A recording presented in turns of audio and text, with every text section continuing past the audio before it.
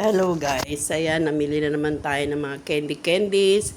Dito yan sa my Ching Store, Divisoria Mall. Ayan ang napili natin, oh. Tinalagay ko lang yan sa tabi. Tapos ililista nila yan. Yan, iba-ibang klase yan.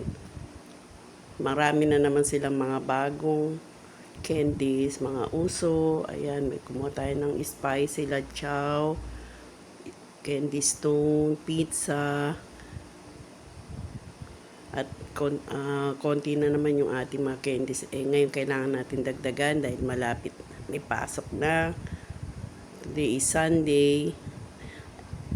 Sila yung pinakamabiling pwesto kasi maganda yung pwesto nila, tsaka malawak, maluwag. Kayong iba kasi doon sa looban yan, siksikan.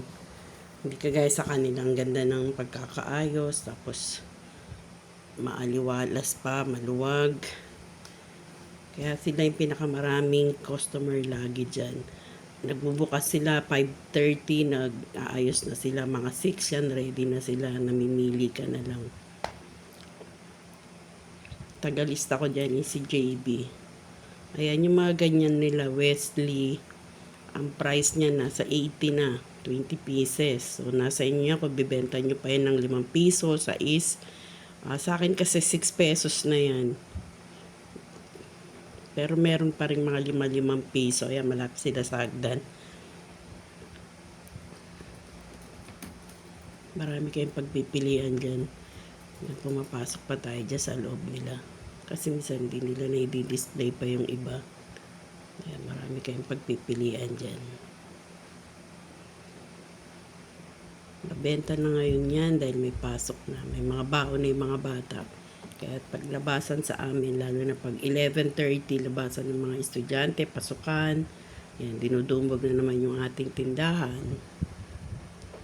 May mga toy pads din sila. Ayan, kumuha tayo ng spray gun kasi walang display dun sa labas. 5 piso pa rin bentahan ko niyan. 20 pieces, nasa 65 na ata ang puhunan yan. 70, mga ganun. Basta yung mga 20 pieces nila nasa 65, 70 na. Depende sa klase. Yung mga 30 pieces nila merong 105, 110. Pag nabenta nyo naman 150 naman yun. So meron na kayong 40 pesos kapag 110. 45 kapag 105. Merong 115, 35 na lang tubo nyo. Pero yung iba dyan ginagawa kong 6 and 7. Para masanay na rin naman yung mga bata sa 6 and 7. Kasi pag 5 piso talagang as in, nasa 20 na lang tutubuin nyo dyan. Plus madugasan pa kayo ng mga bata, lalo na sa amin, meron ding mga makukulit na bata, malilikot ang kamay. Ayan guys, marami ang mga jelly. Ayan. Pwede kayong pumasok dyan sa loob para makapili kayo ng maayos. Ayan, merong mga donuts. Daming klase, nakakatuwa.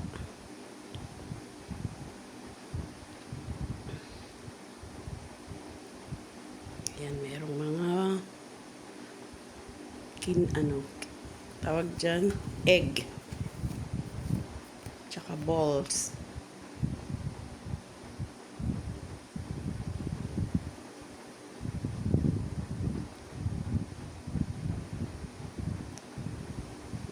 Tutor ko lang kayo guys. Kakapili nyo dyan, mapaparami din ang inyong mabibili. Kaya kumuha ko niyan, no. Ang bentahan ko niyan is 10 pesos isa. Ang puhunan yata niya nasa hindi ko natanong ang puhunan niya, nasa 110 ata.